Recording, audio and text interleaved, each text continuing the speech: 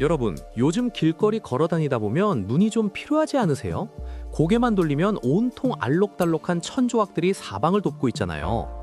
정당 싸움부터 아파트 분양, 누구누구 합격까지 그야말로 대한민국은 지금 현수막 지옥입니다. 이게 그냥 좀 지저분해 보이는 정도가 아니라 우리 삶과 경제, 심지어 지구 반대편 중동 전쟁하고도 얽혀 있다면 믿으시겠어요? 자, 시작은 90년대입니다. 예전엔 현수막 하나 만들려면 장인이 글씨를 직접 써야 했거든요. 그런데 컴퓨터 실사기가 보급되면서 상황이 180도 바뀌어요. 버튼 하나면 몇십 장씩 쫙쫙 뽑아낼 수 있게 된 거죠. 이때부터 이거 싸고 홍보 효과 죽이는데? 라는 소문이 나면서 너도 나도 거리에 천을 내걸기 시작한 겁니다. 우리나라 특유의 빨리빨리 문화도 한몫했습니다. 전광판을 세우거나 TV 광고를 태우려면 돈도 많이 들고 절차도 복잡하잖아요. 그런데 현수막은 그냥 주문하고 30분이면 뚝딱입니다.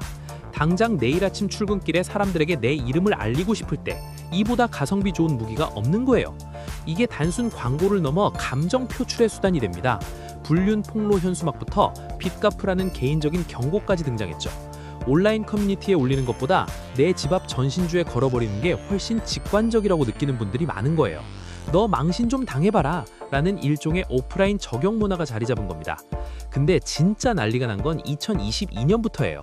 법이 하나 바뀌었거든요.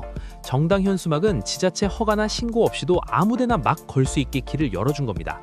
쉽게 말해서 현수막 무법지대가 선포된 거죠. 이때부터 정치인들이 자기 얼굴이랑 자극적인 문구를 경쟁적으로 도배하기 시작합니다. 아니, 요즘 세상에 누가 현수막 보고 투표해? 라고 하시겠지만 정치권 생각은 다릅니다. 특히 인지도가 낮은 원외 후보나 신인들에게는 이게 가장 저렴한 명함이거든요.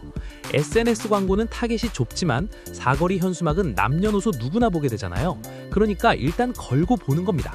상황이 이렇다 보니 현수막 정치라는 말까지 나왔어요. 정책을 고민하는 게 아니라 누가 더 자극적인 문구로 상대방을 깎아내리느냐의 싸움이 된 거죠. 심지어 특정 단체는 수만 장의 현수막을 전국에 뿌리기도 해요. 이게 다 법적 허점을 노린 일종의 홍보 물량 공세인 셈입니다. 여기서 돈 이야기를 안 할 수 없죠. 현수막 한 장 만드는데 보통 1, 2만 원이면 충분하거든요. 커피 몇 잔 안 마시면 내 메시지를 거리에 띄울 수 있는 구조예요. 제작 업체들도 대목을 만났습니다. 금요일 저녁에 붙이고 월요일 새벽에 떼기 같은 단속 피하기 전술까지 동원하며 현수막 생태계가 굴러가고 있어요. 그런데 말입니다. 이 저렴한 현수막 가격을 뒤흔드는 의외의 변수가 등장합니다. 바로 중동 전쟁이에요. 아니, 현수막하고 기름값이 무슨 상관이야 싶으시죠?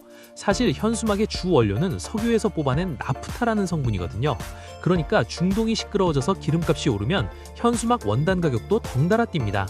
실제로 최근에 원단 가격이 30% 가까이 치솟았다는 소식이 들려요. 6, 7만 원 하던 원단 뭉치가 9만 원까지 올라버린 거죠. 이러면 돈 많은 거대 정당은 상관없지만 후원금으로 겨우 버티는 군소정당이나 정치 신인들은 이번 선거는 현수막 줄여야 하나 하며 한숨을 쉬게 되는 겁니다. 현수막에 들어가는 잉크도 문제입니다.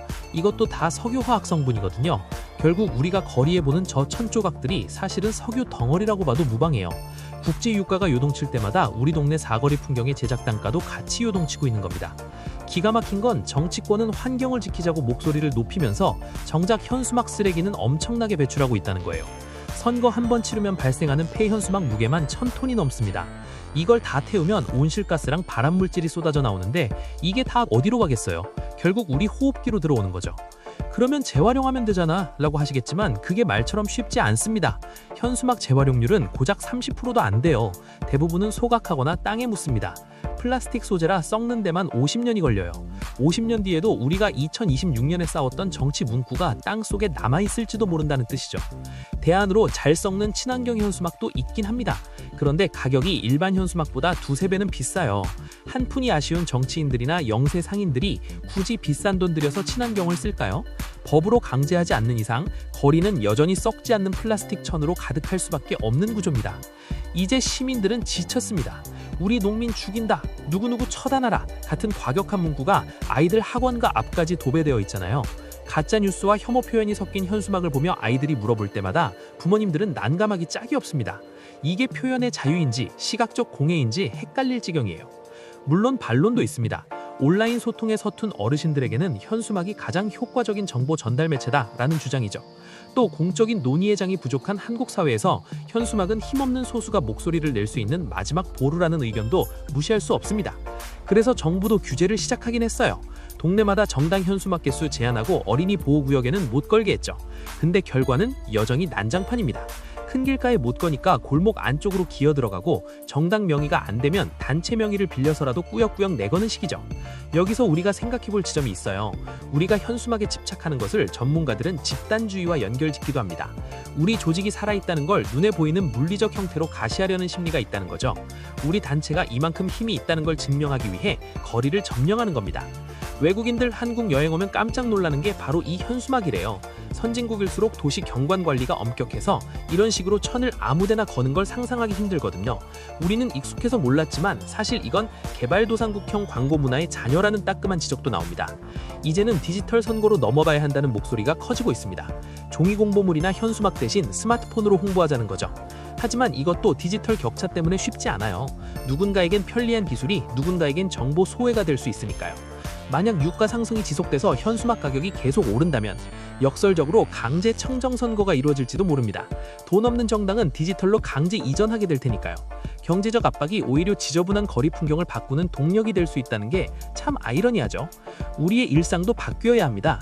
기념일엔 꼭 현수막을 걸어야 제맛이지 라는 문화 한 번쯤 고민해 볼 때가 됐어요. 사진 한 장을 위해서 잠깐 쓰고 버려지는 저 플라스틱이 우리 아이들이 살아갈 미래를 50년 동안 갉아먹고 있으니까요. 결국 현수막 문제는 법과 제도의 문제이기도 하지만 우리 사회의 소통 방식에 대한 문제이기도 합니다. 목소리 큰 사람이 이기는 거친 소통이 아니라 서로의 눈을 가리지 않으면서도 메시지를 전달할 수 있는 세련된 문화가 필요한 시점입니다. 단순히 보기 싫은 쓰레기를 넘어 정치적 욕망과 경제적 위기가 뒤섞인 현수막 지옥. 과연 이 플라스틱 숲에서 우리는 언제쯤 벗어날 수 있을까요? 여러분은 이 알록달록한 거리 풍경 어떻게 생각하시나요? 오늘 영상 여기까지고요. 다음 영상에서 만나요. 감사합니다.